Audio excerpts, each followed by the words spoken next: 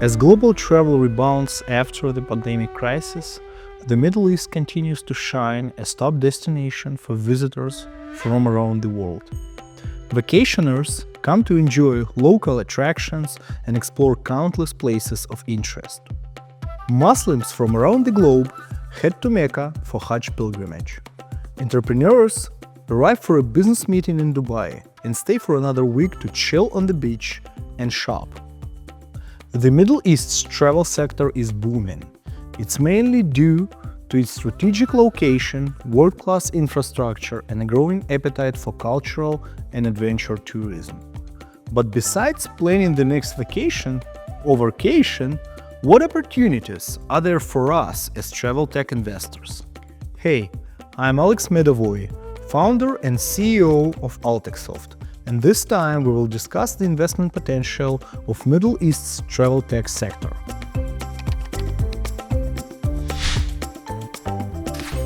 Let's start by setting the scene of this unique region.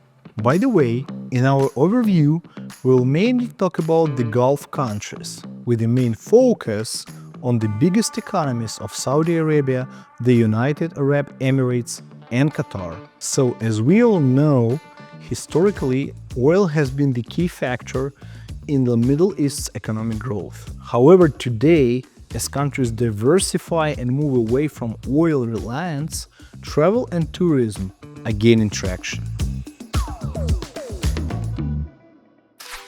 As part of this strategic shift, governments in the Middle East devote massive effort and resources. They heavily invest in the infrastructure, including airports, hotels, and entertainment complexes. They change legal regulations and ease visa restrictions. They organize local events and promote destinations. Qatar, Jordan, Bahrain, Oman, every country has set its own goals with roadmaps to achieve them. But of course, the most ambitious ones are Saudi Arabia and the United Arab Emirates. The kingdom invests over $3.2 trillion into diverse initiatives, including NEOM, Qiddiya City, and the Red Sea Project. The Emirates actively develops its MICE infrastructure and builds new exclusive accommodations. And it pays off, so much that the region was the first to recover from the pandemic. In 2023, the tourist count skyrocketed. Over 100 million people visited Saudi Arabia alone, and their cumulative spending accounted for 4% of the country's GDP. The Emirates, Qatar, and Jordan, and other countries have also shown exceptional performance. As a result, the travel contribution to the regional GDP surged by 47% in 2023, and the numbers are expected to keep growing. The World Travel and Tourism Council forecasts that over the next decade, the travel and tourism GDP in the Middle East will grow 3 times faster than the region's overall economy. By 2032, the travel sector is expected to account for over 10% of the compound GDP. Okay, since the tourists are showing up in greater numbers and the demand for travel services will be growing, now, how about business? When demand grows, the supply must be there to satisfy it. So as we expect the increase in visitor flow, we can assume that there will be more travel providers and more tech solutions to distribute their products. That sounds like an opportunity, doesn't it? But before we rush to invest in Middle Eastern travel tech, we must first explore the region's business landscape.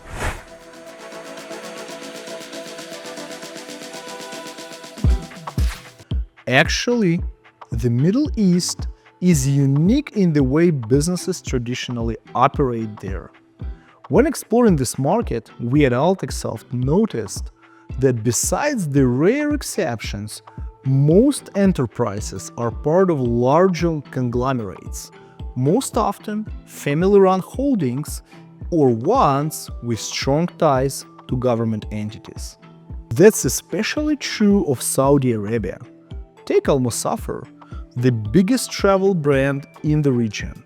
It's part of the privately owned Sira Group, a holding company that runs over 60 other businesses. And until recently, it wasn't that easy for independent companies to enter the market. However, the situation is gradually changing.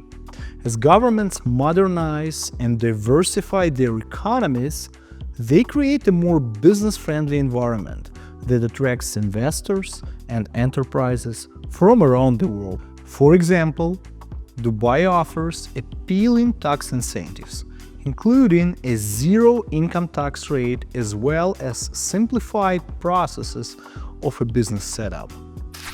Also, a supportive startup ecosystem is being created to encourage innovation. So what do startups need the most? That's right, funding.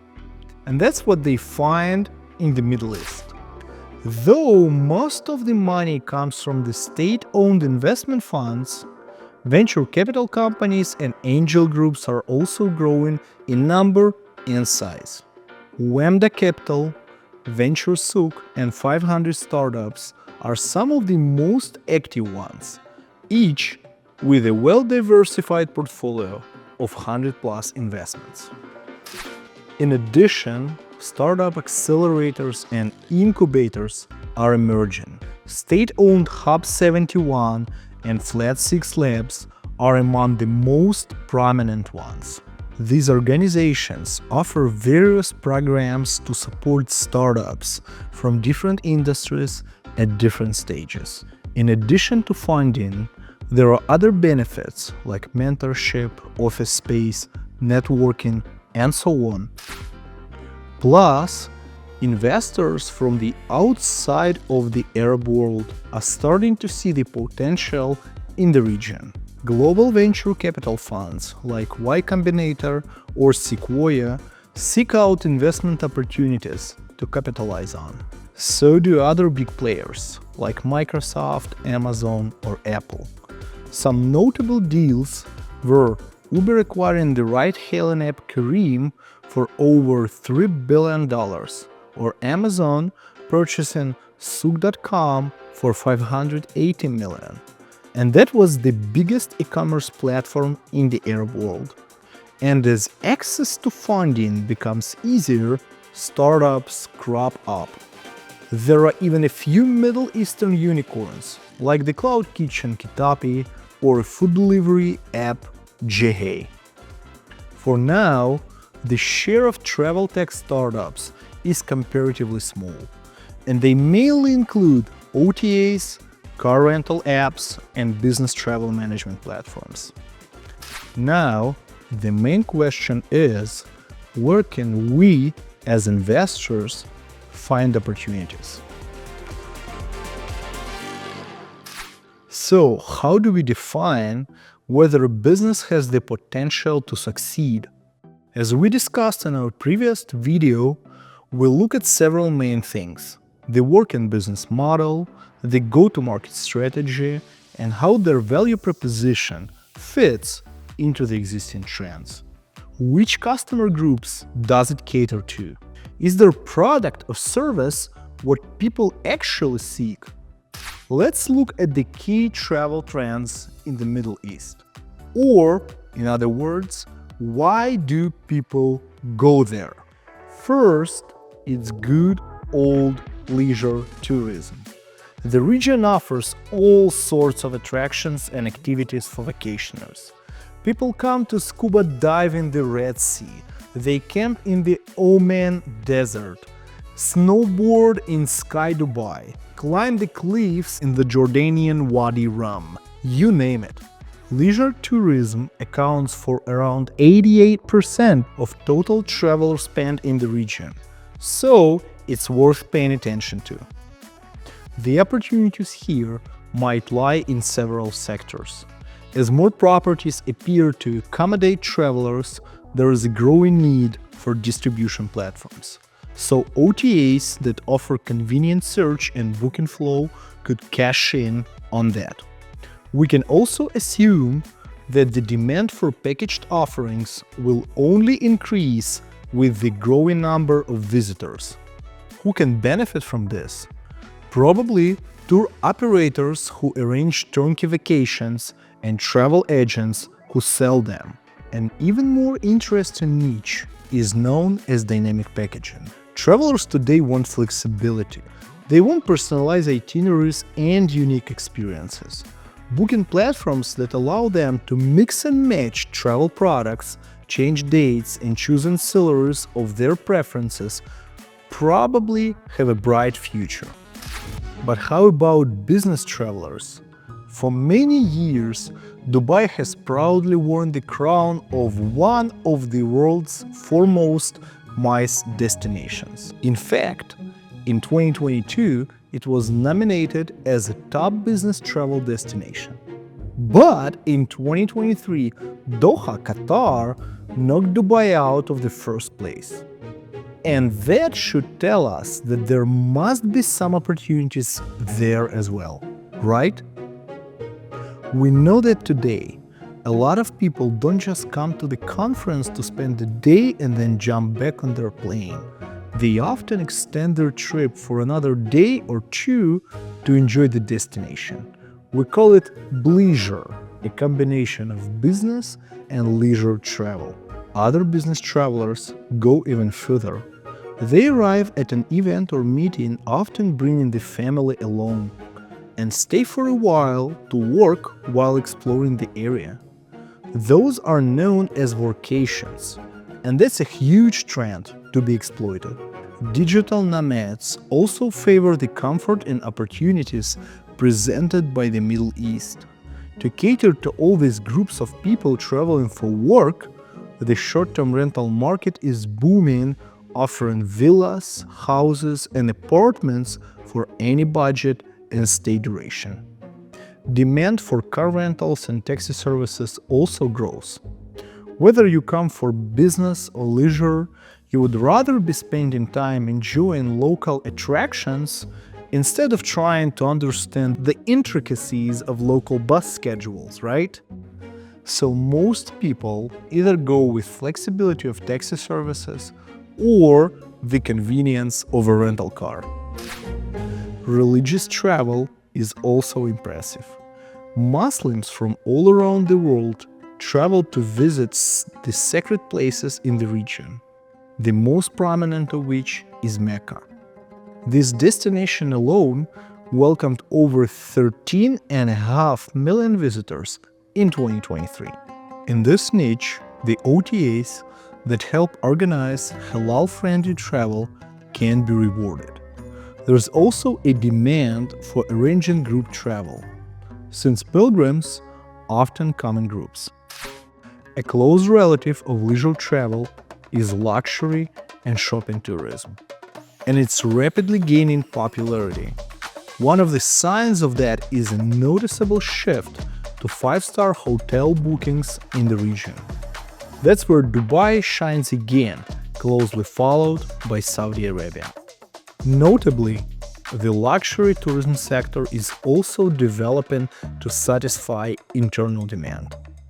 With about 600,000 millionaires in the Middle East, Arab tourists are among the top spending travelers globally. If you want to stake in this trend, consider looking at the providers of private tours, tailored experiences, and ultra-personalized services. When examining what shapes the trends, there are other factors to consider. For example, the Middle East's geographical location makes it a popular transit hub between Europe and Asia or Australia. That fuels the development of so-called stopover tourism. For example, Saudi Airlines offers a stopover visa program that allows you to get a transit visa for 96 hours just by booking the next flight with them. And a number of local travel providers create various stopover packages to attract tourists and capitalize on short-term visits. And let's not forget about the demographics. The average annual growth rate of the Middle East's population is higher than the global one. Why? Well, this region is one of the biggest global migration hubs, attracting people from poorer countries with its economic opportunities. Besides that, the local birth rate is comparatively high. As a result, the median age is lower than in the Western world. It's around 30 years compared to 39 in the United States and almost 45 in the European Union. What does that mean? That means that half of the Middle East population is under 30. So, unlike other developed countries where the population is gradually aging, the Arab world is full of big families with many kids and lots of young adults. This is the digital native generation, totally into advanced technology and new experiences. They require a different approach with a strong focus on mobile tech and social media. These are groups worth of focusing on, at least in domestic travel. And that's actually a big deal for Arab countries. In Saudi Arabia, for example, domestic travel accounts for around 3/4 of total tourism. And remember, we're talking about over 100 million travelers a year. But if we look a few years in the future, will it be the same? Given how fast travel develops in the region, we should expect a surge in international travel. And maybe that's something we should start preparing for now. How? Well, tech providers will have to adjust, and that might mean, for example, offering different products tailored for incoming foreigners.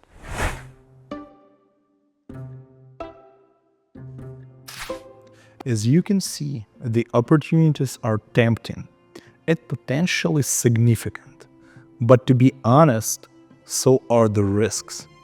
To avoid losses, it's crucial to understand local regulations, cultural norms, and economic climate. Diversification of investments and partnering with local entities can be effective strategies to mitigate risks. But for us as investors, the biggest uncertainties are related to the exit strategy. And in the Middle East, given the young age of venture investments and tough market regulations, the exit route remains uncertain. In the last few years, there have been a number of successful IPOs and acquisitions, but those are mainly from the energy and logistics sectors. Travel tech is still lagging behind, and if some acquisitions are happening, like Australian Flight Centre purchasing Dubai-based TP Connects, the IPOs are yet to come. Not having a clear exit strategy creates unwanted uncertainty for the investor.